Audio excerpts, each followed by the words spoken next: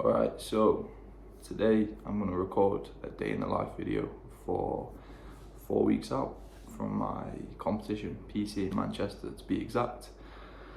I told myself I was going to record this yesterday, but this morning I woke up and I'm pretty bloody knackered. I can't even talk properly. But I'm committing, I'm recording it anyway. It's not going to be anything fancy, it's just going to be a day in the life. I'm going to show you what I'm eating. I'm going to go to the gym, and that's going to be about it really. So if you've seen all that before, click off this video because it's going to be boring. I'm just getting one out, getting back into the routine of recording, and then hoping to do a few more before my competition, and then maybe a show day one. It all depends. But before I do anything else, I need to go to the shop and get some Pca Max because I need some caffeine in me, and then maybe we'll see how I'm looking in the mirror. Yeah.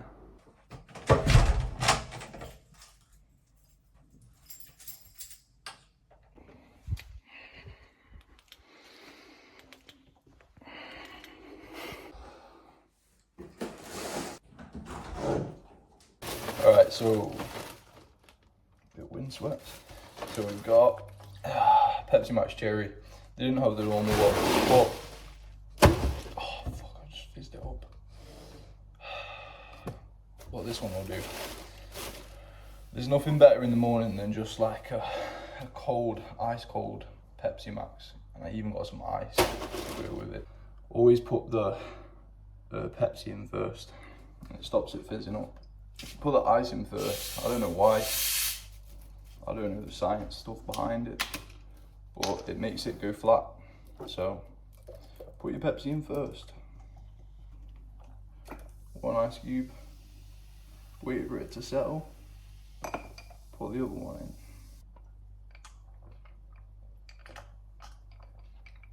in.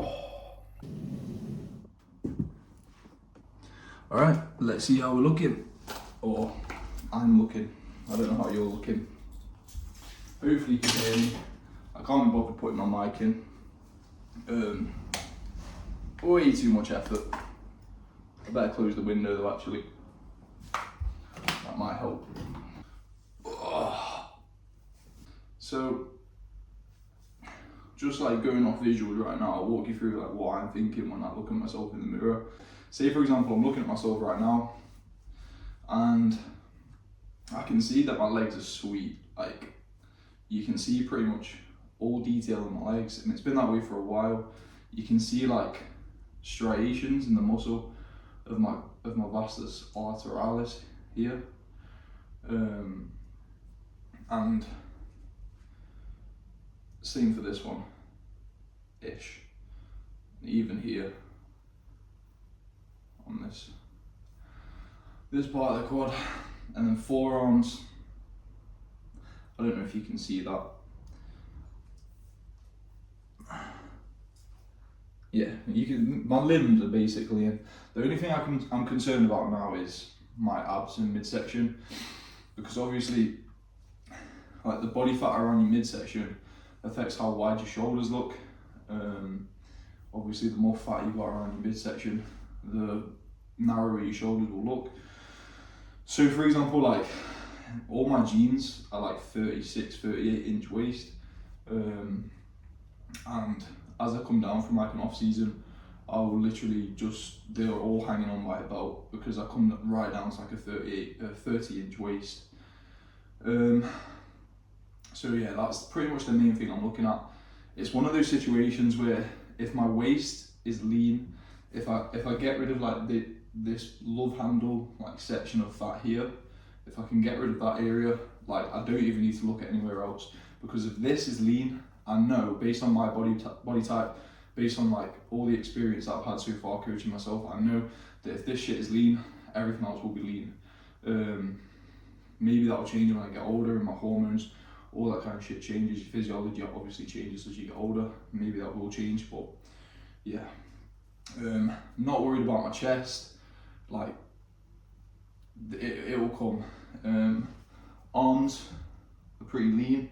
Again, you can see like feathering in my triceps, but the main things I'm looking for now when I'm doing these check-ins, Weight this morning, by the way, was 27.8, so up 2 pounds from yesterday. It was a rest day yesterday. I'm not sure why my weight went up, because literally I had 0 carb yesterday. My calories are lower than training day, so the only explanation is, even though I did like 17,000 steps, the absence of training and cardio isn't enough to exceed the expenditure that I'm putting out on training days. But hey, it is what it is. The only real thing I can do on rest days is remove like the 100 grams of chips from my final meal, and other than that, I'll be reducing the protein, which I'm trying to play around with not doing this competition. I think last competition I had, my last comp I did, or last season, I was like anywhere between 210 and 230 grams of protein. This one I'm keeping it right up at 290, see what effects it has. I can't really draw any meaningful conclusions now, but we will see. But yeah, so fat in the midsection. The front tends to come in sooner than the sides, which is it's kind of a good point. Like, it's a bit of a positive. Like, I get abs. I still feel okay now. Obviously, I do have a bit of fat here. You can see my obliques here coming in at the top, but they are still hidden by a layer of fat at the bottom. And then probably the other biggest thing is my back.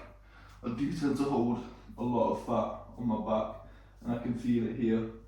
Like, if you see my competition photos from my last comp, you will have seen my back double bicep and how like peeled it is, how you can see all the detail in my back. But if I just hit like a back double bicep now,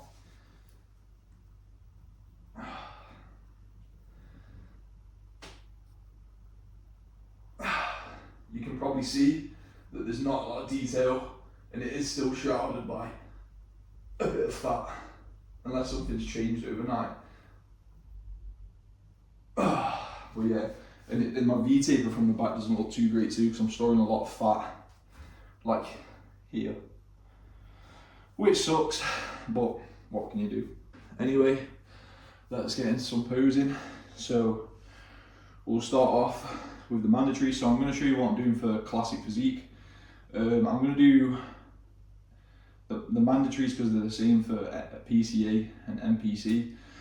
PCA Classic has a few more poses for the, sorry, not the mandatories, the quarter turns. The quarter turns are the same for the PCA and the NPC, but the mandatories, the PCA has more.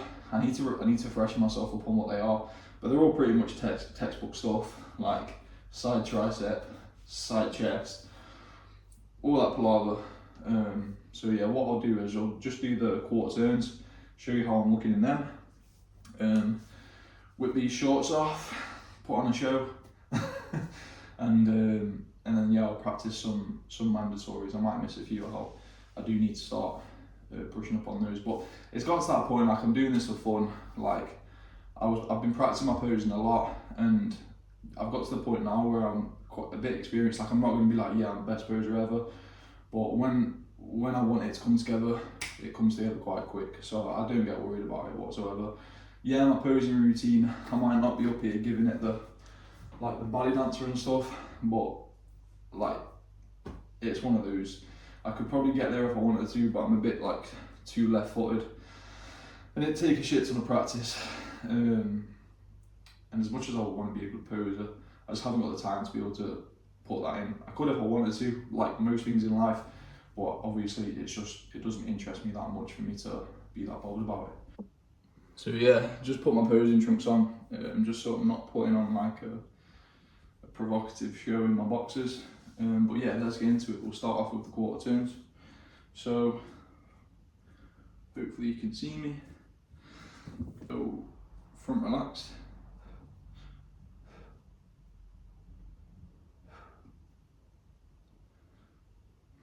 So my chest is a massive weakness in this pose.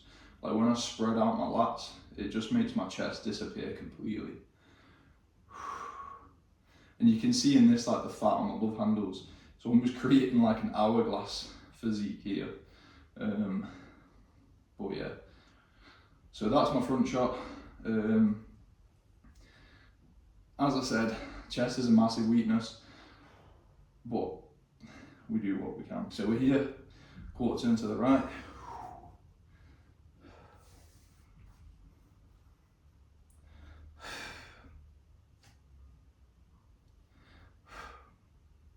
So I'm very happy with this pose. It's improved massively since I first started practicing quarter turns. Then quarter turns to the rear. As I said before, this one kind of sucks because of the fat in the back and how it takes a while to disappear. But yeah, that's how we're looking from the back.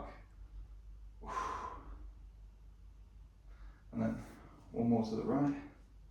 Now this is my worst side. It's been a real struggle to activate my obliques on this, but I've made it the best I can.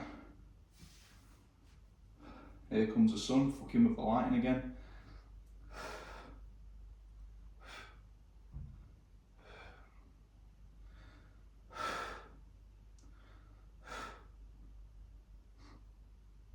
Now we will do some mandatory. So starting off with front double.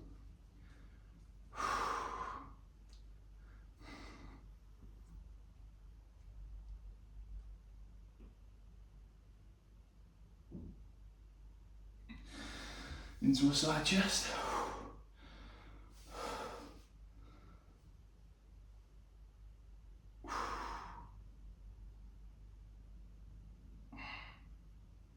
Side tricep.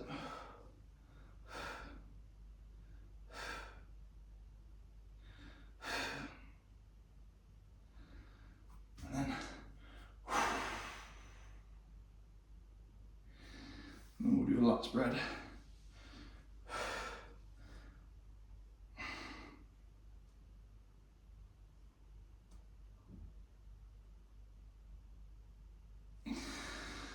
Woo. Woo. Then rear lat spread.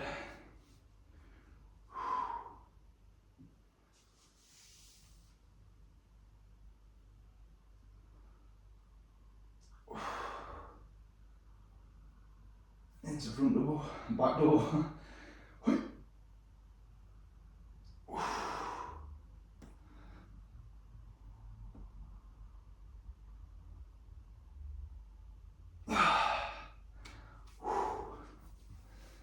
Abs and thighs.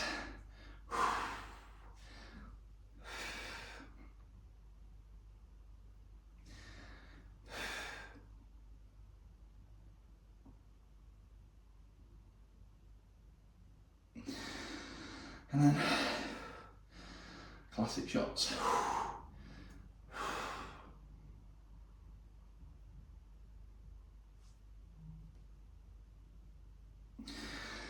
Whew.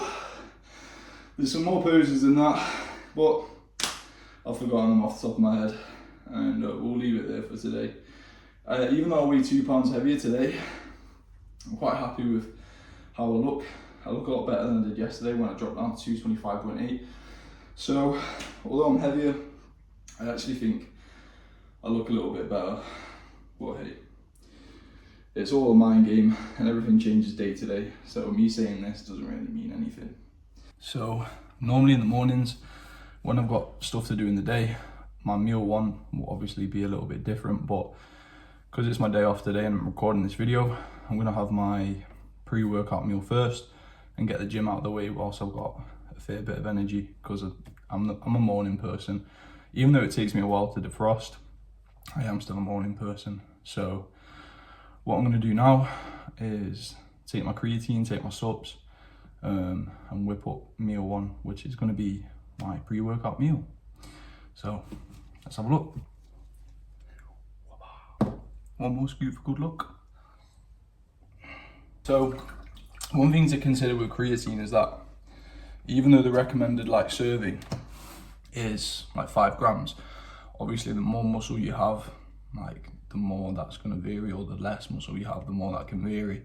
One thing they don't actually take into consideration, 99% of supplement companies and creatine makers, So I have about 10 grams. Maybe a little bit more, maybe a little bit less. I just do 2 scoops. It works out anywhere between like 8 to 12 grams, depending. I'm not weighing it out.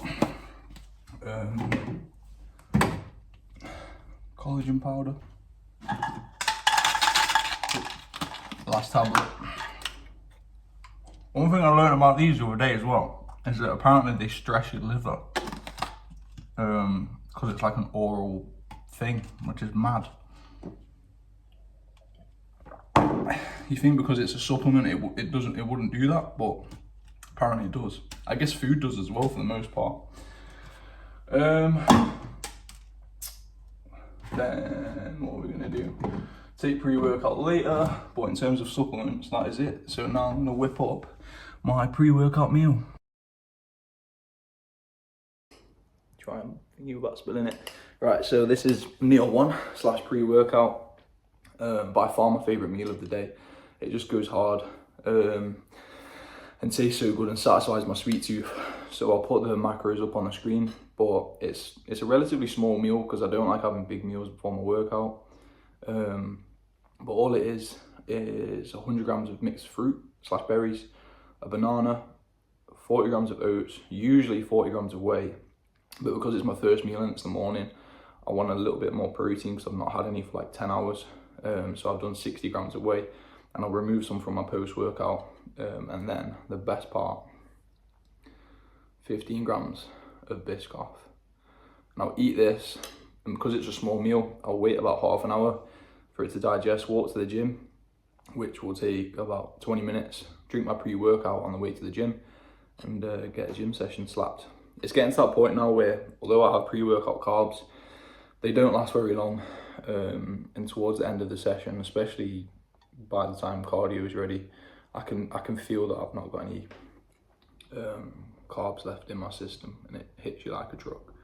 But anyway, I'm gonna eat this now, and then wait a bit, charge my phone up, and then I'll see you at the gym. I'm not gonna speak in the gym because it's JD and it's super busy. I'll probably be I won't be lucky because I'm going to do it anyway, but when it's super busy, like you just like trying to record and walking around with a tripod and stuff, and people are like tripping over it. Like it's different when you're at a smaller gym, but like it's so cramped and there's so many people that it's just a bit of a funny one. Like it's not like I'm bothered or anything like that, it's a lot of effort. You know, your pre-workout is going to go hard when it literally looks radioactive. All right, let's go to the gym. You're gonna see how depressing my my lifts are. I think this is chest day, by the way, if I've not said already. But on my bulk, I hit incline bench press 140, so 3 plates for 2 reps, and I'm now about, what am I? Around 25 pounds down, and I've lost about 20 kg on my bench. But what can you do? It doesn't affect my other muscle groups the same, and it's always just my chest. It's just super weak, super lagging, and yeah, what can you do? I mean, I'm pretty sure I'm benching more than I was benching my last competitive season. So I've obviously made some gains. Obviously I've not, the same would have happened in my last competition season, coming from off season to prep. But yeah, this one, I've got down to about 115 and I'm holding very nicely, like 6 to 7 reps. I'm pretty sure, I'm not 100% certain because I somehow managed to fucking delete all of my training logs, everything, because I had it in notes. Another reason why I hate phones, but without going on a rant, I deleted it so I can't see what I was doing before, but I'm pretty sure I wasn't doing 115. 105, 100, rings a bell, maybe, but yeah. My chest definitely looks better anyway, and bigger in the mirror, or at least I think so. I don't know, like, the subjective is so here or there, it's hard to tell. This is why I'm a sciencey guy. I prefer objective stuff over feelings and all that crap. But yeah, let's get to the gym, and enjoy watching me do some lifting to a song of my choosing that you probably don't like because it's not the music of your taste. So yeah, enjoy that.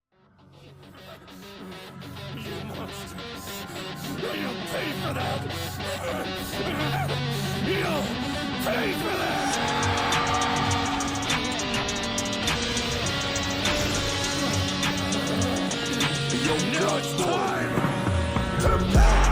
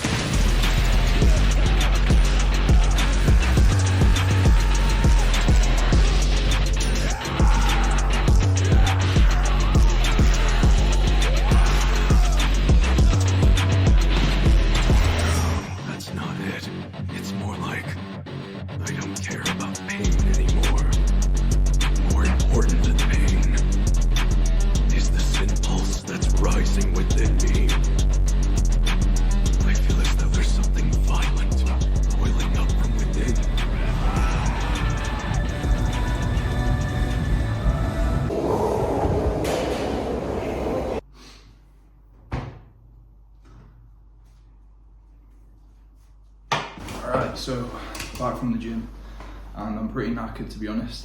I can really feel that transition from having carbs in the system and then using them up and transitioning into using fat for energy. Just feel like super weak. But actually, I don't feel too bad, but I can definitely tell the difference. But anyway, got meal 2 here, or post-workout. I'm not really like fussed about like post-workout nutrition. Like, I feel like it's a bit overemphasized. I mean, pre-workout makes sense because you're going to be doing something after that meal, which you wouldn't really be doing afterwards, after a normal meal. But like with post-workout nutrition, as long as you tick some boxes, like you get some protein, you actually get some food in you. It's been shown like numerous times that nutrient timing like post-workout isn't a massive thing. But if you're looking to optimize everything, I understand why you might try and optimize your post-workout meal, but I don't really see a difference, and I'd much rather have something like satiating. That brings me on to my next point. So I'm usually post-workout, but because usually post-workout I would have just like whey and oats at this point in time. But because I've switched my day about a bit, and this is only my second meal and it's 4 o'clock, I wanted something that would fill me up a little bit more. So I'm not having that. And this is, you may have seen my recent Instagram posts where I was talking about how my nutrition plans and everything's just quite dynamic. This is what I'm talking about. So I think I was only supposed to have like 60 grams of whey, but because I'm going to eat this and then I'm going to go do some steps after it's digested, I wanted a little bit more protein than that. So what I've actually got is 160-70 grams of chicken, some kale salad, oats, and some 0-calorie sauce. So you can see that it's kind of dynamic. I just move things about as long as the calories and the macros are the same for pretty much like the whole day. Like, the difference, for me anyway, the difference that I see is just so marginal. I'd rather just have that freedom. It's not really limiting for me. But you know, as you might see some people like pros and stuff, they get to that level where the little things count. But for me right now, I can get away with it, so I get away with it. But yeah, this is meal 2. And I'm also having spicy sriracha sauce with my kale, southern fried chicken seasoning. It doesn't look like much, it's not tasty, but I'm not fussy. It tastes good to me, especially when I'm basically dieting and starving. But yeah, that's it. So I'm going to tuck into this now, and then after this I'm going to go do some steps, finish off my 10k steps for this day, and then I'll probably start editing this video whilst I've got the rest of the day off. Catch you for meal 3 or whatever I decide to record in the meantime. I'm just winging this video completely. Just raw dogging these steps right now with no earpods in, because I thought I was charging my phone, but for some reason it wasn't charging, so I've got 20%. Walk into a supplement shop now because I need a new like litre jug to track my water. and it's like getting steps in. I would have just gone to a different shop, but may as well get the steps in. But yeah, whilst I've got a bit of phone battery, I thought I'd just touch on something that I talked about on my Instagram story today, which most people won't read because it was quite lengthy.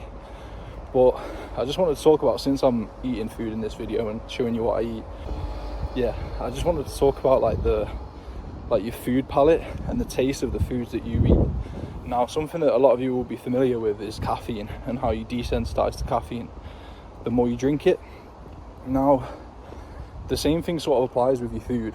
So if you eat junk food all the time, which tastes amazing, I'm not denying that, but if you eat that all the time, you basically desensitize your brain's reward system to regular tasting foods. So the reason you see me eat these bland foods like chicken and kale salad is because, to me, they taste really nice, because I'm not absolutely destroying my brain sensitivity by eating like really tasty foods. And by tasty foods, I mean like crazy tasty foods, like cake, pizza, like sugar and stuff. I'll still have like fruit and that, but yeah, I just thought I wanted to touch on that, because it can be something that's quite useful to some, especially those that struggle with hunger a little bit more. If you actually just tough it out, remove the foods that you struggle with and you crave, the cravings will eventually subside. I thought I'd explain a little bit more in detail as well the science behind this. So it might seem counterintuitive to us now in the modern age, but the reason that your brain is geared towards these highly palatable foods, aka sugary, fatty foods, is that because if you think of your body like a battery, like your phone battery, it always wants to be full. So if you think from a survival perspective, the more body fat you have, the more food you have and energy stored up, you have an increased chance of survival.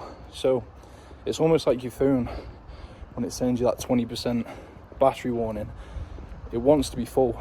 And the same sort of thing happens with your body. So that's the way I like to think of it, and it definitely helps. But yeah, it is sort of the reward system as well. If you don't eat those foods, your brain almost like forgets they exist, if that makes sense. Maybe if you think about a food that you've not had in a while, I'm going off on a bit of a tangent here and kind of just yapping, but if you think about a food you've not had in a while, try and remember how it tastes, how it made you feel, versus a food that you've had recently, how it tasted, how it made you feel, obviously foods that you like. And the one that you haven't had for a while, you probably struggle to remember a little bit. That's not an exact science, but that's just me just yapping. Anyway, I'll leave it now because my phone's going to die, so I'll catch you later for meal 3. Alright, so I've just sat down for meal 3. I'm going to have to be super quick because my charger's messed up and it keeps like clicking on and off. Charge, so my phone's got 4%, so I'm going to try and be quick here. But it's now 7:20, and this is meal 3, so I don't know if you can see, but it looks pretty shit in the video, but I don't know, it's nice. One thing as well, I have pretty much all my vegetables raw. I don't cook them just because it's like too much hassle. And I like the taste of them raw. It's a bit weird, I know. But yeah, that's meal 3. 130 grams of chicken, 2 slices of bacon, and just a little bit of asparagus. What I'm going to do now is just revise some stuff, have a read over my book that I've got here, and then once my videos have started uploading to iCloud, I'm going to start editing this video. Catch you later. So this is meal number 4. So 100 grams of salmon, 130 grams of chicken, 100 grams of potato, and some salad. Now, this is probably going to be it for my meals today. I do have some whey that I'm going to eat after this. And some of you who with a little bit of experience might be thinking, hang on a minute, this guy's only had 4 meals. So the reason for that is, like personally, well, my whey is technically a meal on its own, just a protein only meal. But for me personally, and it's something that I pretty much apply to all of my clients as well, is I think, well, I prioritize sleep over protein spacing. So I would much rather have a bigger meal before bed, prioritize the sleep, increase sleep quality, reduce the time it takes me to fall asleep, overall just have a better sleep, and have more meals. I don't see the logic, and the data backs this up as well, that like protein, like obviously, yeah, it's probably more optimal to have more protein feedings throughout the day, but for me, I don't think it's more important than getting a good night's sleep. So I have 4 meals in the day, fairly large meals, quite spaced out, and yeah, that's how I do it. Now, the reason I do it is not just because I like my sleep. It's like, if you sleep well, there's evidence to suggest that you burn fat more effectively, retain more muscle, and also you probably experience yourself, like if you did, like say for example, I have a great night's sleep tonight, I sleep 8 to 9 hours, I'll go in the gym the next day or tomorrow, train like an absolute demon, versus, I don't know, say I had like 7 meals in the day and my final meal was super small. Like tomorrow I'll be pretty knackered. I'd go in the gym, maybe I won't train as intensely, I'll struggle to get steps in, my cardio will be arduous. Like for me, weighing up those two things, like having less meals is the way better option, results wise. My intensity maintained in the gym, I'm able to expend more energy, fat loss is more optimal, muscle retention is more optimal. So yeah, I tend to have a bigger meal before bed, which also includes carbs because that helps me get to sleep. There's like some physiology involved there with like what it does to your body. I can't remember off the top of my head. I also have most of my fats in my final meal. Basically, my biggest meal of the day isn't, contrary to what most people would do, would be like within your workout window, so pre and post, maybe even intra. I prefer to have mine before bed, and I've explained why there. And another reason is, like when you go to sleep, that is truly when you are in a rest and digest state. And in my opinion, that's where the magic occurs. So I'd rather have nutrients throughout the night when like growth hormone is being released, all that jazz that happens at night, you're recovering, and it literally is where your body like resets. So I'd rather have food during that period. Obviously it's going to get digested, but like regardless of what I've said, the most important thing is this works for me. And yeah, I feel like versus having like less food before bed, I wake up feeling great. So yeah, that's what we're having. Don't know if I've shown it yet, it doesn't look too appetizing, none of my meals do. The other thing I wanted to touch on before I close this video out, is you may have noticed that after my workout I did post-workout cardio, 30 minutes to be precise, and that I actually didn't do any fasted cardio. Now this is something that I've actually only done this prep, and I started off doing it because it was, it fitted my life more to do it after the workout versus in the morning. But to be honest, like I've noticed quite a big difference in my energy levels throughout the day, not doing that fasted cardio in the morning. I've had more energy to pose in the morning, so I'll get up and I'll just pose instead of doing cardio, versus like last prep, I'll get up, do the cardio, come back, pose, and that posing after the fasted cardio was brutal. But now I've just been doing it after the workout. Has there been any effect on fat loss? I'm not sure. The literature would say no, and I've not noticed anything tangible, to be quite honest. But one thing I have noticed is that doing it after my workout, when I'm already tired anyway, I'll do the cardio, box it off, come back, regardless of if I did the cardio or not, I would have been tired after my session. So doing that cardio at the end, get back from the gym, either way I'm tired. But the difference is, in that morning window, I've got way more energy. I have sustained energy until I go to the gym, and then when I get back from the gym, there's like an hour where I'm like slumped. Now, basically what I've done is I've reduced that slump period after working out to just once instead of twice. So on my last prep, I'll get back and I'll be tired, but build up, then go to the gym, I'll get back and I'll be tired again. And it just felt like a lot more, but like doing it this way just feels a lot more sustainable. And yeah, then just doing steps throughout the day, just breaking them up. But yeah, that is pretty much it. Hopefully you've enjoyed this video. I know it's not been super interesting. It literally is just a day in the life of me, at 4 weeks out from my bodybuilding show. So yeah, hopefully you can glean something. So bear in mind, this diet is me at about 8 to 10% body fat, and I have come down to this point gradually. I'm probably at the point now where this is like sustainable. ish for a regular person, like day to day. But it's going to get to a point soon where, for me personally, like I will have to drop carbs completely, and that's when it really gets tough. So yeah, that's where we're currently at. I might see you in another video, depends if I get around to it. I don't really see a lot back from these YouTube videos, but I record them anyway because they are good for, like, especially for my clients to watch and see like me doing the do and all that jazz. But yeah, if you did find the video interesting, give me a follow on Instagram. I'll post a lot more stuff on there. And other than that, I'll catch you later. Peace.